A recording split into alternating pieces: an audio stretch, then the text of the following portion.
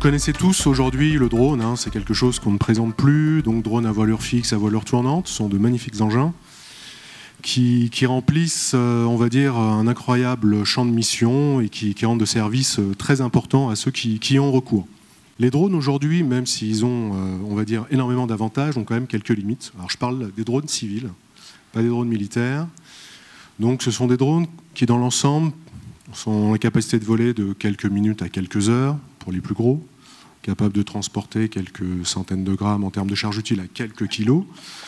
Et puis surtout, ils ont un gros problème que la réglementation essaye de limiter. Quand ils ont une panne, ça tombe comme une pierre et donc ça peut endommager les biens et blesser des personnes. On a eu des exemples dans la presse de personnes qui ont été blessées. Imaginez demain un drone capable de voler plusieurs jours, capable de transporter plusieurs dizaines de kilos. Et puis, en termes de sécurité, si demain ce drone a une panne, il reste en l'air, il ne tombe pas. Vous me diriez impossible. Bien non. Pour nous, impossible, c'est un mot qui n'existe pas. Et donc, on a créé le dirigeable drone. Ce drone que l'on vous présente, qui n'est pas encore construit, est un drone semi-rigide. Donc, une enveloppe gonflée à l'hélium avec une quille en composite qui se démonte. Et puis, donc cette quille permet d'accrocher tout type de capteurs, caméras, lidar, pour tout type de mission. Voilà. Ce dirigeable est entièrement démontable afin d'être lancé au plus près de la zone à surveiller. Ce dirigeable drone est capable de voler, tel que nous l'avons conçu, plusieurs jours, 3, 4, 5 jours, sans problème. Capable de transporter jusqu'à 70 kg de charge utile.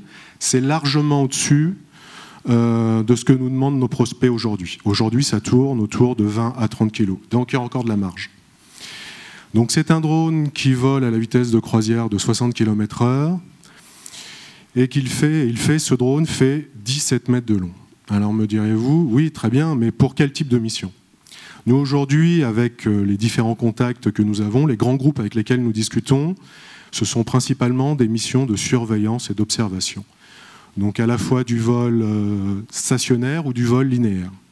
Voilà, donc on a des grands groupes qui sont intéressés. Alors bien évidemment, on ne s'interdit pas de faire d'autres types de missions, et c'est le cas avec d'autres discussions que nous avons, moins avancées, mais ça peut être aussi des missions de communication. 17 mètres de long, ça se voit d'assez loin, et ça fait un beau panneau publicitaire. Et en termes de communication, ça peut être intéressant pour un certain nombre d'acteurs. Voilà. Si on cherche des concurrents, alors ça, ce graphique, c'est nous qui l'avons réalisé et nous avons répertorié tous les drones qui étaient autorisés à voler en France. Voilà, ce sont les petits points bleus. Et nous vous avons représenté deux types d'émissions que ce dirigeable drone est capable de faire. Donc soit de voler 24 heures en transportant 50 kg, ou bien 4 jours d'affilée en transportant 20 kg de charge utile. Donc vous voyez, aujourd'hui, nous n'avons pas de concurrents vis-à-vis avec les drones. La concurrence est plutôt vis-à-vis de l'hélicoptère pour des missions plus ou moins longues. Bien évidemment, en termes d'autonomie, aujourd'hui, nous n'avons pas de véritable concurrent. Je parle toujours en termes d'usage civil. En termes d'usage militaire, c'est tout autre. Donc cette concurrence, aujourd'hui, nous l'avons soit pour des hélicoptères, soit pour d'autres types de prestations, soit des personnes au sol ou des véhicules. Voilà. Donc bien évidemment, les entreprises avec lesquelles nous discutons ne sont pas, ipso facto, des fanas du dirigeable. Ce qui les intéresse, bien évidemment, c'est cette autonomie, cette charge utile. Et puis, cerise sur le gâteau, c'est que si on se compare en termes de coût pour l'hélicoptère biturbine, on regarde la réglementation européenne, ça tourne autour entre 1000 et 1500 euros de l'heure. C'est ce que payent nos prospects. Nous proposons, nous, l'heure de vol à 500 euros. Donc vous voyez, plus d'autonomie, plus de charge utile, et un prix réduit. Que demander de plus? Alors, ce projet n'est pas le fruit de 12 illuminés. En fait, ce projet est d'abord issu d'un échec. Souvent, comme on dit, d'abord, devant un succès, il y a d'abord un échec. En fait, nous avions lancé un dirigeable qui était un pur projet techno-push, de dirigeable solaire et électrique. Nous n'avons pas rencontré notre marché.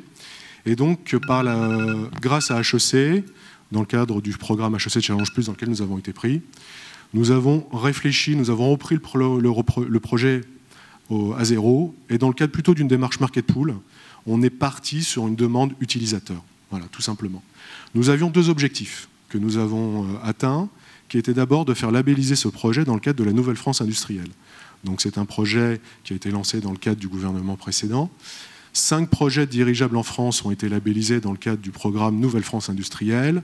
Nous sommes le 5e, et vous avez parmi les 4 autres, vous avez Thales dans le cadre du Stratobus qui est juste à côté.